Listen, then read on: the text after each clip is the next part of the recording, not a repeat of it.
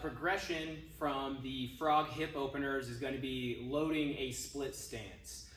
Albeit you'll load it with your body weight, it's nice to keep something like a box or one of the thicker pads like jumping boxes over here that you could put your arms on to support it, to offload some of the body weight if your adductors and your hip muscles aren't tolerant of you going to a stretch with body weight immediately. So with a comfortable stance, I like to make sure I can assume a stance that is wide enough with the feet. If you can see both my feet here, and I can take hands off, I don't need any support. So this is a great place to start. I'm gonna squeeze the inner thigh muscles and the adductors, which are the muscles that pull our feet and our thighs together, and make sure that feels comfortable.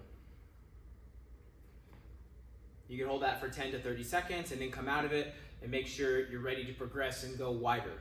Another way you could work on this muscle group to build some resilience is a dynamic portion, is doing a good morning in this position.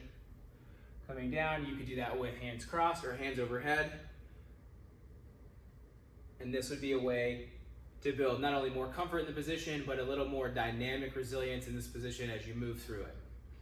And then we'll go wider, which this is when it gets harder to hold this position. So here I can still do that, but if I want to go a little further, I do notice it's hard to hold. My feet want to slide, or maybe it's just I can't hold that position very long with my thighs.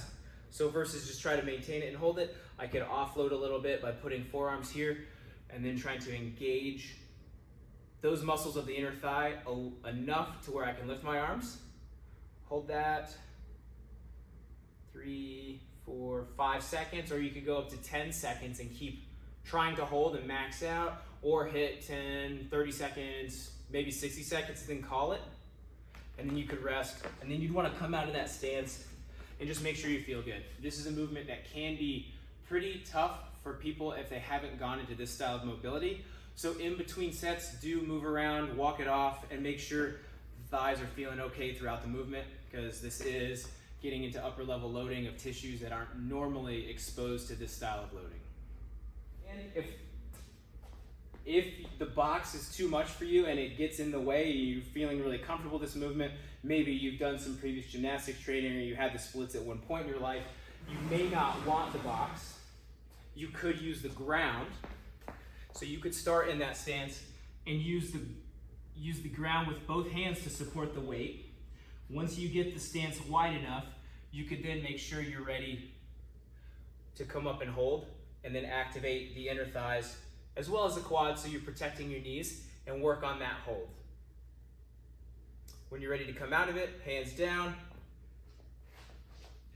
and you can walk the feet back to a comfortable stance.